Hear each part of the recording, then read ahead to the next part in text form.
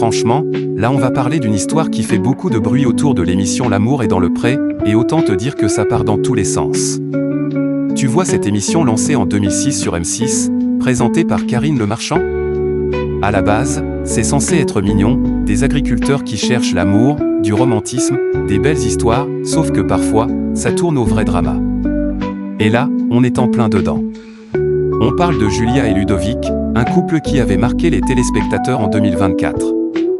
Au début, c'était la love story tranquille, mais aujourd'hui, c'est carrément le chaos. Julia, elle a pris la parole sur Instagram, et elle n'a pas fait semblant. Elle a vidé son sac. Elle explique qu'elle a tout donné dans cette relation. Genre vraiment, elle a tout quitté pour lui.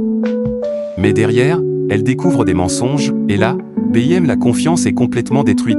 Et le pire dans tout ça? Elle raconte que Ludovic a disparu pendant plusieurs jours. Oui, disparu, sans prévenir, sans explication, rien.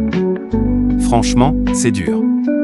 Elle dit clairement qu'elle s'est retrouvée seule, perdue, choquée, et surtout avec le cœur brisé. À 28 ans, elle refuse d'être traitée comme si elle n'existait pas. Et honnêtement, on peut la comprendre. Mais attention, parce que l'histoire ne s'arrête pas là. Ludovic, lui aussi, il a fini par sortir du silence. Il a fait une déclaration assez simple, presque froide, en gros, c'est fini, ils ne sont pas d'accord, chacun prend son chemin. Sauf que, derrière cette version calme, il y a eu une vraie guerre sur les réseaux sociaux. Une passe d'armes bien tendue. Chacun balance sa vérité, chacun rejette la faute sur l'autre. Bref, ambiance clash total. Et comme si ça ne suffisait pas, Julia traverse maintenant une période encore plus compliquée. Le 2 avril 2026, elle revient sur Instagram pour donner de ses nouvelles, et là, elle lâche une info qui inquiète, elle a fait une crise. Elle explique qu'elle va devoir subir une intervention chirurgicale. Bon, elle essaie de relativiser, elle parle d'une petite opération au niveau du ventre, mais quand même, ça reste sérieux. Elle évoque des problèmes comme une crise de foie ou des calculs rénaux, et elle précise que c'est urgent. Donc là, clairement, elle n'a pas le choix, elle doit passer par là. Et malgré tout ça, elle garde un certain recul. Elle dit qu'elle ne panique pas maintenant, qu'elle paniquera plus tard si nécessaire. Franchement, mentalement, il faut être solide. Elle est actuellement sur la Côte d'Azur, en train d'attendre la suite. Elle dit qu'elle s'accroche, qu'elle essaie de rester forte, mais on sent que ces derniers mois l'ont vraiment épuisée.